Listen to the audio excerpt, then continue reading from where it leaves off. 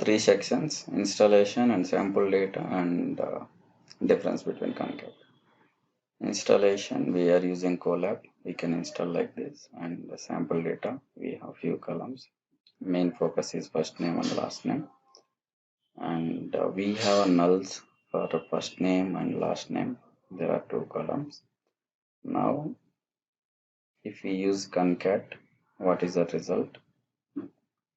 If we use concat, whether it will work or not if we have nulls. So here we have nulls for two columns and it is giving final output as a null. So even though we have other column value, but it is completely as a null value. To avoid this issue, we can use concat ws.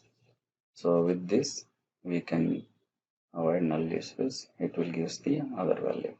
So if you see here, we have value.